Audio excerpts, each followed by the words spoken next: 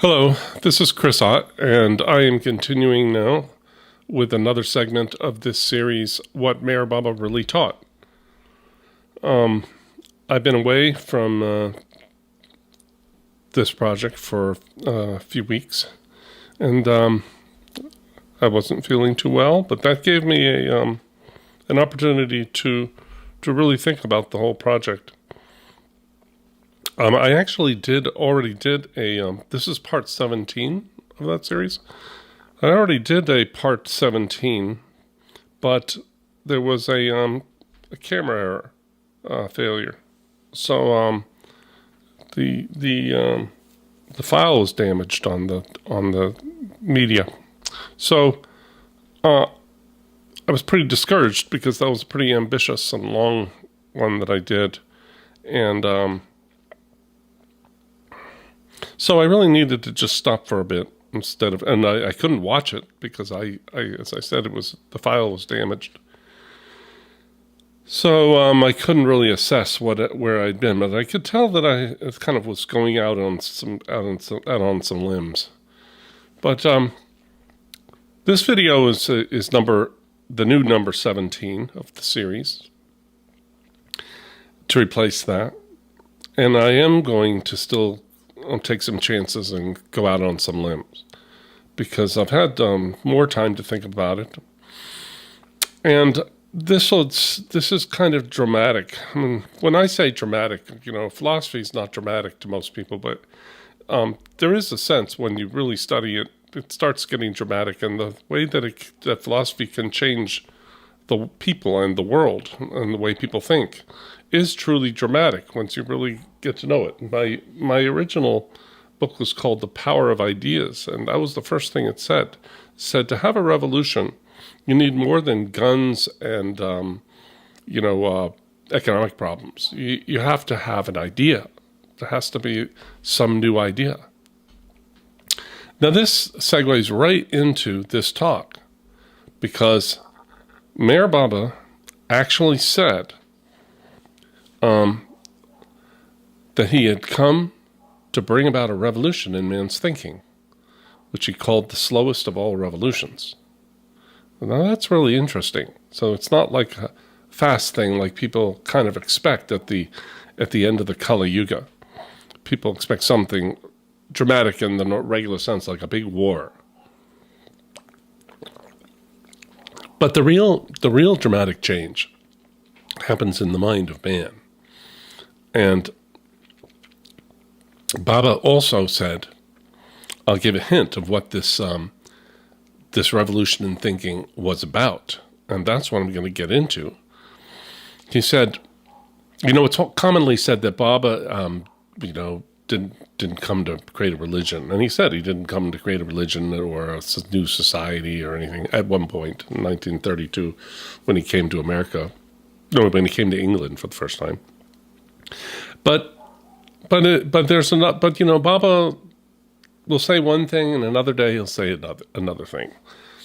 So Baba actually said there is a sense in which he's bringing about a new religion. And I'm going to talk about why people haven't noticed that. Okay, because that's important. But the quote is from the introduction of the second edition of God Speaks on page 6 of the introduction. And it says, "The religion that I shall give teaches the knowledge of the one behind the many." So what's the one behind the many? And what does that mean, behind and stuff? Well, that's what the theme that I've always been talking about. And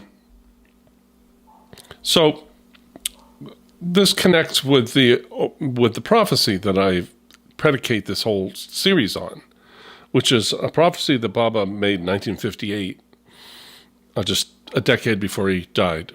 He said, 70 years after I dropped my body, the hill around my tomb, which was called the Samadhi, will turn into a place of pilgrimage where philosophers will come to pay homage. Wow. I've dropped out a couple words but I've edited that a little bit, but that's pretty much a direct quote. the 70 years after. Now, he was brought and laid in the tomb in 1969, so this puts a date of about 16 years from now, in 2039. That's one of the few prophecies that he really gave essentially a date. But there's one other, but I'm not going to talk about it right now because it's related to this. He also says what will happen in 6 years, where we'll start to see changes in the world. But a lot of people are predicting that because there's a lot of tumult going on right now. But that doesn't have to do with the revolution in thinking. The revolution in thinking is why philosophers would go to his tomb to pay homage to him. That's a very unusual thing to say, and I can't think of anybody where philosophers go to pay homage to anybody. So he's predicting that between now and then, some new way of thinking has begun. Now, it's not hard to say what that thinking is. It's on the very first page of his book, God Speaks, and another book, Infinite Intelligence. It's in the Discourses. It's in nearly every book, where he explains that his theme is that there's really only one soul, and that is what God is, this one self. And this self is psychogenic. It's not a thing. It's not a man. It's not something that you picture. It's intelligence, but pure, infinite, benevolent intelligence. And this is what existed before the world, but it was dormant. Now, okay, so it gets to create his cosmology out of this idea is what I'm always trying to communicate. And I'm going to go over my own version of Baba's teaching. Now, when I talk about what Baba taught, it's very hard to separate what I have written myself after a life of studying him, because I am so influenced by him. And his words are consistent with what I have said, and what I have said is consistent with what he has said. But it's not exactly the same words, but I think I'm expressing the same thing. And I've had others that say that I have. Now, I hope I wasn't all over the place just now. I probably was, and that's why I have to work so hard on these. I'm not ready to write a book, so let me read now some more about this self behind every finite self, this infinite self behind every finite self. Okay, behind me and my daughter and the person listening to this video, there's really one self seeing through all of our eyes, through different lenses that produce the sense of separation. And those lenses are called sanskaras. And they evolved over a countless time. And the world evolved out of lenses, of ways of seeing.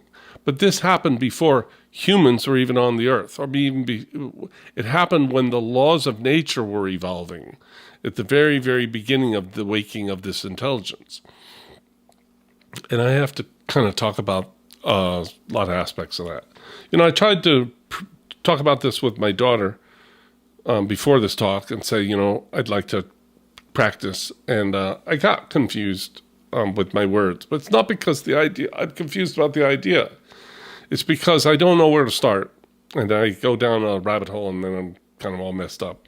So I have to back up. I'm confused, but my idea is not confused. And Baba's idea is not confused. But it is very hard to express. Okay, let me go on now here. Let's look at some quotes. So I'm talking about a revolution in thinking. Now, one place to find hints of what this revolution in thinking was is his universal message, which he had printed up in 1964 for the World's Fair. And the very fact that it's called a universal message and was given late in his life is sort of says something about his importance of his message. He's giving the message, putting it all together. Now, I don't think this message is always read right. I'm going to say how I think it should be read. The message begins, I have come not to teach. That means to teach rules, to teach you how to behave. This is what I think this means. I have come not to teach, like Moses said, do not kill, do not covet your neighbor's wife, do not bear false witness. Those have all been taught. But rather to awaken. Well, what's it going to awaken us to? Understand, therefore, that I lay down no precepts. What are precepts? They're rules, like I just said. Like, thou shalt not kill, thou shalt not bear false witness. So he's not come to re-teach these rules.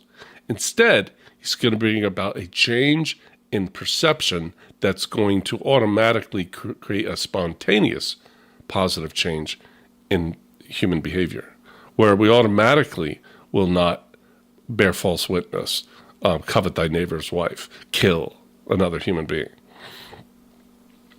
So he says, throughout eternity I've laid down principles and precepts, meaning God has, or the avatars, or the prophets. But mankind has ignored them. Man's inability to live God's words makes the avatar's teaching a mockery. Instead of practicing the compassion he taught, man has waged crusades in his name. So obviously there's a failure to just keep repeating the process of telling you rules for life. We need something to change in us where we will spontaneously see why you don't do those things and treat others badly.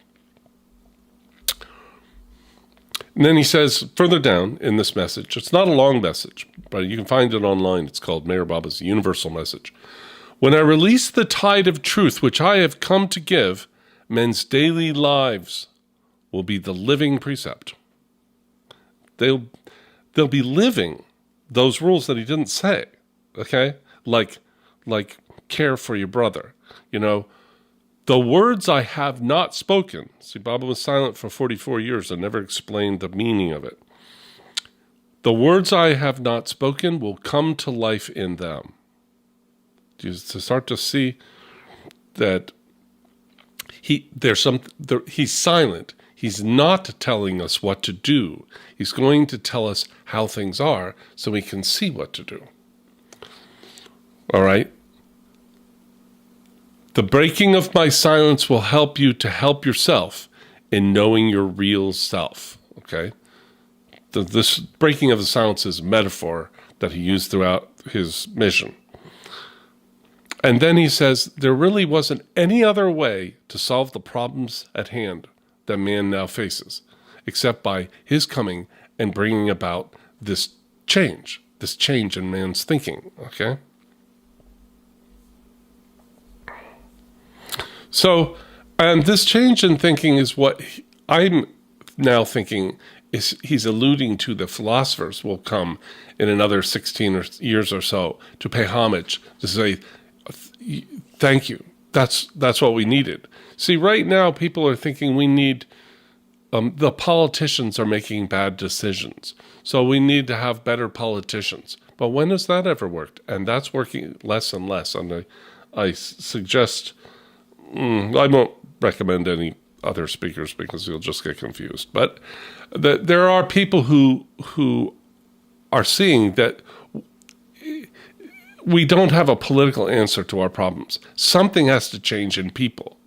If you just got rid of our current leaders and you put in a batch of new leaders, they're just going to do things the same way because they come from the same leadership class with the same kind of thinking, which is like getting rich, serving the elite rather than serving the people, and so forth. Okay, so let me talk about this change, this one reality behind us all. Okay, Baba gives several messages, and I didn't used to pay much attention to his messages, but now I am, and I'm realizing that they're fantastic. They're readily available online. I can link to them, so you can see where to look. But in these messages is this one message where you repeat it over and over. It's a theme in Baba's teaching. But it hasn't really been noticed as his main theme. And I'm going to talk about that. But let me go on about it. Baba says, the only real existence, this is called the 7 realities. The only real existence is that of the one and only God who is the self in every finite self. That's the only reality. And I said that before, but there's Baba saying it. I'm skipping to number 5, the 5th reality. The only real knowledge is the knowledge that God is the indweller in good people and so-called bad. So this is the change where we realize that there aren't a bunch of protagonists and antagonists and, like we've always had.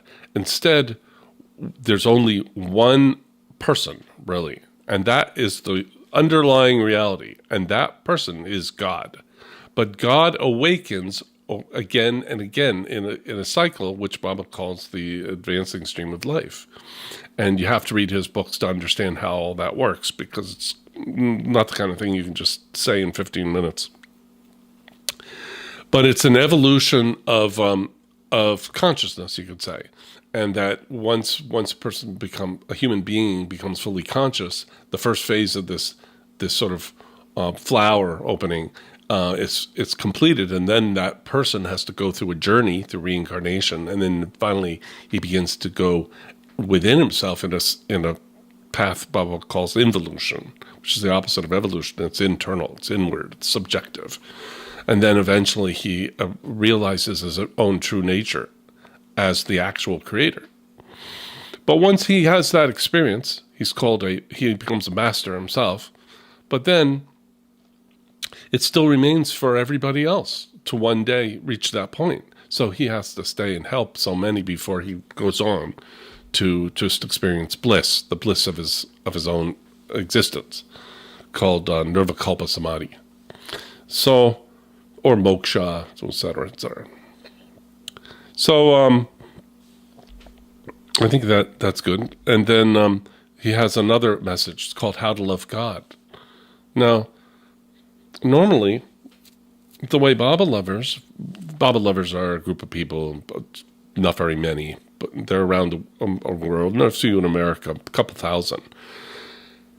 And they're all getting old, and they're going to move on soon, because they're all about 75 years old, because they used to be hippies, and they got interested in Baba in the 60s, and there's hardly anybody left older than them. So we just have these last holders on. It's kind of like the Shakers. There were just a few old ladies at the end. We have now pretty soon, in another 10 years, we'll have like just a few 85-year-old people.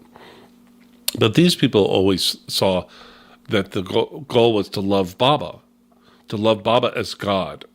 Okay? Now but really, what Baba says is, he has a message called How to Love God. And it doesn't say, love me like you would love a man on a cloud. It doesn't say that. He says, to love God in the most practical way is to love our fellow beings. That's what he says. To love God as he ought to be loved, this is the ending. We must live for God and die for God, knowing that the goal of life is to love God and find him as our own self. So this is very different than just a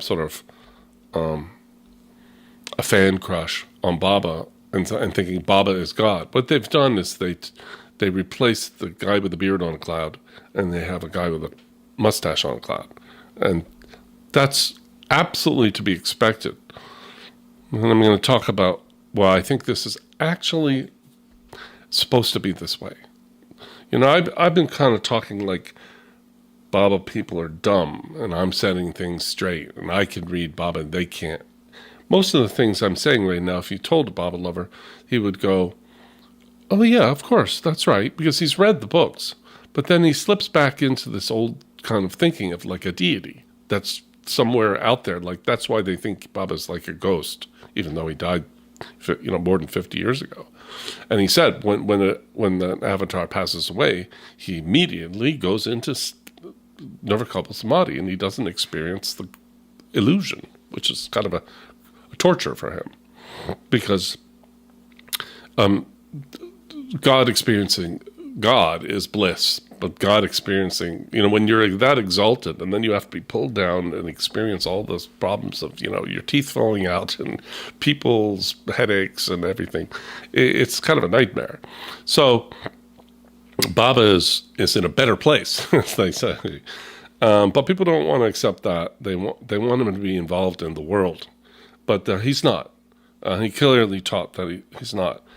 Baba lovers now cannot accept that, and I just at the point where I'll just give up. The only one who knows this besides me is Christina Riley, who anybody can talk to her. She will explain exactly what I'm saying. Anyway, this is another message, but actually this isn't a public message. This is a message he gave to Indians on a lecture about creative leadership in India, but it has a piece of his message in it that I wanted to use this. I found some quotes that back up this idea about this one self. Baba says, creative leadership will have to recognize and emphasize the fact that all men are already united with each other, not only by their co-partnership in the great divine plan for Earth, but also by the virtue of their all being equally the expression of one life. And the one is with a capital O, and the life is a capital L. So it's like one life in a divine sense. So no line of action can be really helpful or fruitful unless it is in entire harmony with this deep truth. The future of humanity is in the hands of those who have this vision. Okay? That's the message. So this message is entirely contrary to the message that you'll find if you go to the Meher Center, where they supposedly sort of represent him. The Meher Center in America, in Myrtle Beach, South Carolina, or you go to the center, and there's one in Los Angeles, so forth, in Northern California. There's many, but a lot of them just focus on Baba is God.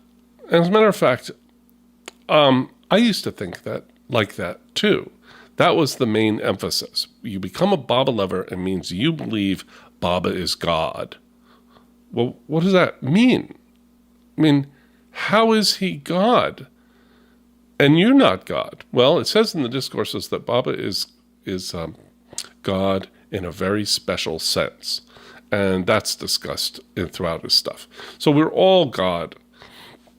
But he's God in that he's the original soul who took the original journey, and therefore is essentially, really, truly the original creator, in that he first dreamed up the illusion unintentionally. The universe was an unintentional side effect of God's waking up, which is an amazing difference in his teaching from anything taught before.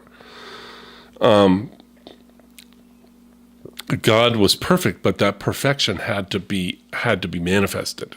He didn't start out perfect and then make a world. That doesn't even make any sense. Why would a perfect being create an imperfect world? More like this world is imperfect because it is the expression of an awakening God. And in some sense, when you're waking up, you got some bad days in which you're a Mangala or a monster. Or you're a hurricane, because nature is also God waking up. So, what happened? Why didn't this teaching become the central focus? See, I worked on Wikipedia, the articles of that relate to Meher Baba for 10 years. And from 2006 to 2016, I was one of the editors. And it came up many times, the opening line, and I'm not gonna, you can go there. It'll say, Meher Baba, born in 1894 to Zoroastrian parents in India, and he said that he was the avatar, God in human form. That's the opening of the Wikipedia article. So a person who just goes there to read it's called the lead paragraph, oh, he's saying he's God. Like David Koresh said that too, and Jim Jones. Like, it's kind of creepy.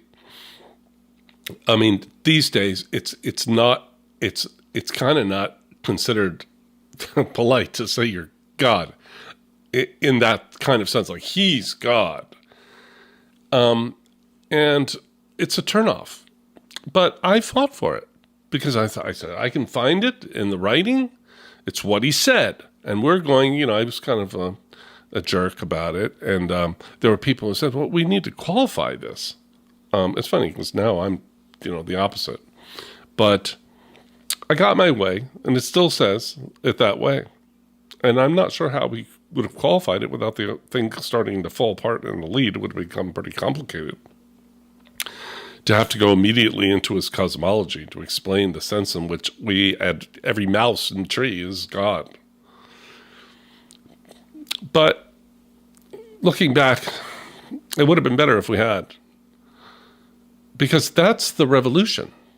That's what's going to pull us out of, if you know anything about what's going on, these wars or the Great Reset or the agenda of the World Economic Forum or the World Health Organization and so forth, and get us real autonomy and really caring about man caring about man, and as brother, and a real brotherhood of man. And that's not going to happen by a bunch of politicians writing, censoring what they think is wrong and things. Right now, the way we're going about things is not going to work, and it will collapse. And that's why this will be discovered.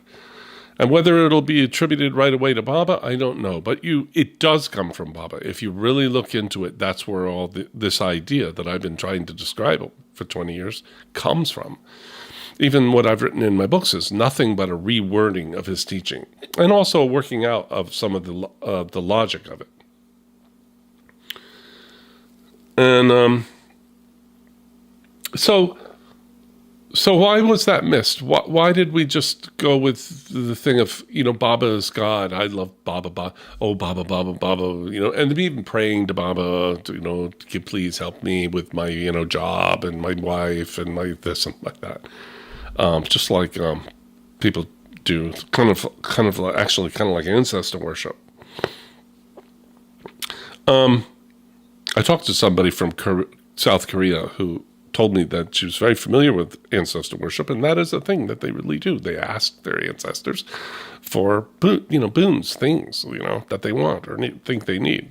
That's a kind of all it's become in Baba, which is really a disappointment to me because it's very shallow and very primitive and childish and very unattractive. And it's no wonder Baba is like, when I say, what did Mir Baba really teach? Nobody cares, because that Baba is now associated with that kind of thing.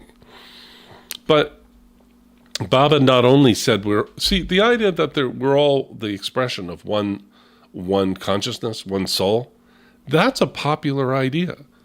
The idea that the world is an illusion, or you could call it the holographic universe, or, that is a popular idea. But no one has ever been able to work out how such a world could have been created and how that existed, why it did, and its purpose and intent, and its theme. But Baba did do that. It's not that Baba said these things. These are just the sort of the summation of what he said, which people are now ready to hear, which they weren't, 75 years ago, 100 years ago, when Baba began his mission. But he began his mission in 1922. Now it's exactly 101 years later. Think how different thinking is today than it was back then. So let me say what I think happened. And this is the kind of shocking part. This is an opinion, but it's an interesting one. Imagine that Baba knew that people were going to sort of have this sort of shallower idea of like he's like Jim Jones, or He's like a guru who says he's a deity, the return of Jesus, and all this. And then the whole emphasis is on him. So it really is like a cult where you have a charismatic leader. Even though he's not alive, it's still all around him. You have pictures of him everywhere. Him. And he does this. So why would he encourage that when his message is clearly this other thing, which is in fact kind of in contradiction to it? Well, I think the reason is because that's why he said, I've come to bring about a revolution in man's thinking, the slowest of all revolutions. People were not ready for these ideas we have now, like that the sense in which we're all one self, and the sense in which the world is like a hologram. Those were too shocking. Those wouldn't even make sense. In 1922, even the theory of evolution was still new. It was like, 56, still less than 75 years old. And so was psychology. Psychology was new. So the talk about, a psychogenic evolution would have been very difficult to grasp. And the amount that we knew about other planets and so forth was very small, and everything. A large number of the natural laws were discovered in the 20th century since Baba began his mission. So, we're not even ready yet. Okay, so he had to create a temporary something to hold us over, like a stopgap in the meantime until we were something that would be beneficial. To think of him, to think of the master. The idea of taking the name of a master who's fully God realized is not invented by Baba. That's a tradition in India, and it's even in the Bhagavad Gita. Take Krishna's name at the time of death, and then you'll have moksha. And so he has us focusing on something positive, and I think that's very good. And he said, for instance, don't focus on politics if possible, just because it brings you down many levels. And so he's trying to improve us spiritually in ways that can improve us spiritually, but not yet this idea of this one self, which is too hard to grok, essentially, or was. It's becoming easier. I would say it's only become, I even struggle with it to this day. See, I'm still myself coming around to this. I didn't originally have this understanding. I used to think that Baba was on a cloud, like punished you if you did something bad. And so I was quite confused as a teenager. And only as an older man. And I still have shades of it. I still go, Baba, why did you make this happen in my life? That's not his teaching. That's something that I caught like a virus. It's not his teaching. His teaching is that I am God, and that I'll eventually have that experience if I keep treating everyone as close as I can to that same self, and try to love others as myself, as Jesus said, love your neighbor as yourself. Not like he's yourself, as yourself, because he is yourself. The kingdom of heaven is within you, Jesus said. So all this was even in that. As far as Islam, it's in Sufism. This is suggested there. But mankind as a whole has never been able to accept something so dramatic, so critically different. It's kind of like a revolution, like this: the Earth goes around the sun rather than the sun around the Earth, like that. Those kinds of comparisons have been used before for big intellectual revolutions, where the whole paradigm is like flips on its head. And but anyway, I believe that Baba had this in mind. I'll tell you where I think he had it in mind. Baba wrote a book in a box. I have to do a whole video just on the story of this book. And he had a box built called the Table Room. And for a year, he would go in the 1926, this was, just shortly after he had begun his mission. And for 1 year, he wrote this book. And no one ever saw the book. And then in 30 years later, and it came to be known as the missing book, or the secret book, or something like that. No, where it was disappeared. Baba said, "Don't worry, it's in good hands." And he wrote it himself, but privately. That's why he had the Table Room. You understand? It's like a secret book, and he would often refer to it as just the book. It's in the book. And there's a lot of lore around the book. But 30 years later, in the last 15 years of his life, he wrote us another book, which is his current, now published book, God Speaks. Now, God Speaks writes, even though the message is in it about the one self, it's written in a way that's hard to understand, and it still uses words like souls, many souls, some souls, and God, and uses the word God a lot and uses souls a lot. So you kind of, even though it is trying to tell you that they're the same thing, it gives you the feeling, because of the way it's worded, that it's traditional, that we're going to be one day united with God, that we're separate.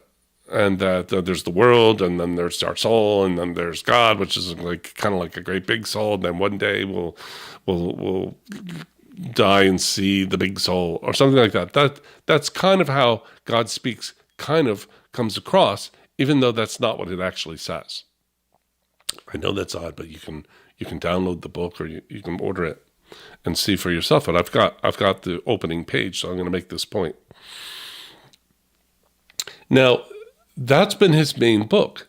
And that book is very, like I just said, kind of like the old thinking. You'll see when I read a little bit. But after Baba died in 1969, in a box at Mehrabad, they discovered at the bottom of the box two notebooks. They were school composition books.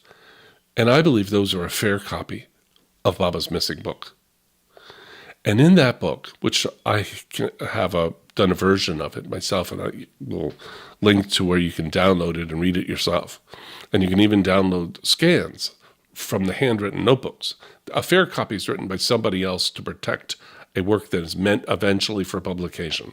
I believe that fair copy was created by a teacher at Baba's school in 1926. Now, in that book, written before God Speaks, 30 years before, at the beginning of his mission,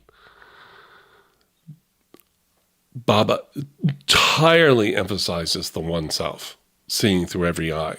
So where literally it is the same self that is speaking through my mouth and hearing through your ears. That is the same self. And although it looks different, that's the whole point of his cosmology, is to explain how it ends up looking like we're separate. But that's how it really is. There's really only one person. And in Christianity, God is a person. But in Baba, God is the person. And I like to say in Baba that there isn't that there is a God, there is only God. And that all else is in the imagination of God. Now, that is very clear in the language of infinite intelligence. And as a matter of fact, the intelligence notebooks, the reason they're called the intelligence notebooks is instead of referring to God, it refers to infinite intelligence, which is exactly what I've been trying to say. That's really what we mean by God, this intelligence that pre-existed the world. It's right on the opening page. So the protagonist of God Speaks is God. It's right in the title. and the protagonist of the intelligence notebooks is the infinite intelligence. But they're the same thing. It's just wording. But the earlier book was written for a more advanced civilization. And the God Speaks is actually the provisional book to hold us over till that time. And it'll always be important, and it's beautiful, and it's got great information. And I don't mean it's of secondary importance. They're both of equal importance. Matter of fact, I believe they're the same book written in different words and using different metaphors. As a matter of fact, God Speaks in its original form is 255 pages. And the intelligence notebooks, the composition books, the handwritten ones, are 255 pages. And they begin on the same point. They lead ultimately to the last point at the end of the book. So I'm going to read to make this from both, from God Speaks, the later book, and then I'm going to read from Infinite Intelligence. So now this is from the opening paragraph of each. All right? This is from God Speaks. Now, this is kind of a long quote. And I'll interject because I want to make the point that he's saying souls with several souls. All souls were, are, and will be in the oversoul. Like they're in a bigger soul. But see the sense in which that is kind of like a difference? Soul, but then the second sentence of the book, this is the opening of God Speaks. Souls are all one. But your mind just goes, oh, they're all one, whatever. That doesn't even make sense because he said souls. Now you're saying they're all one. In what sense? All souls are infinite and eternal. See, when you talk like this, it sounds like there's a whole bunch of infinite souls. But that's not actually what he's saying. I'm going to shorten this.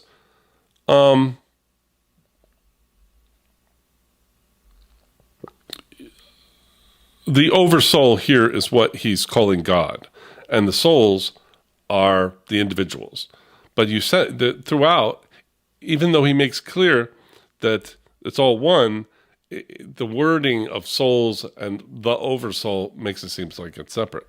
So now let's read from Infinite Intelligence, written 30 years older, in the table room. I've simplified some of the grammar because there's so many parts that are in parentheses, which are just repetition of the same concept using different words. So if you remove some of those, it becomes shorter and easier to hear. Now this is saying, see, the other one said all souls are in the oversoul. And later he says, and all souls actually are the oversoul. But you kind of miss it. The infinite intelligence, through the individual infinite mind, through the subtle body experiences the subtle universe, and through the infinite mind's gross body experiences the infinite gross universe. The innumerable individual infinite false minds are all in the one universal infinite false mind, and this infinite false thinking mind is in the infinite intelligence. So it's all in the infinite intelligence. All there is really the infinite intelligence. So the infinite intelligence is in every individual infinite false mind. See, that's like, there it is.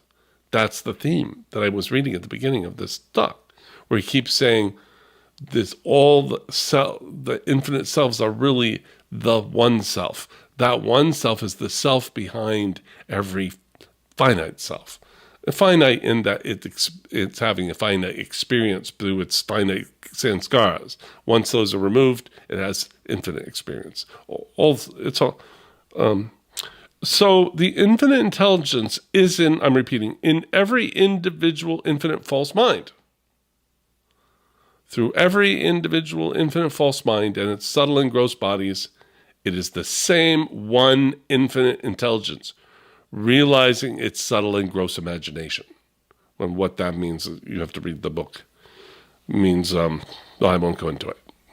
But I think I hope I have made this my point, which is that Baba's main theme had to be hidden away for this time that's coming.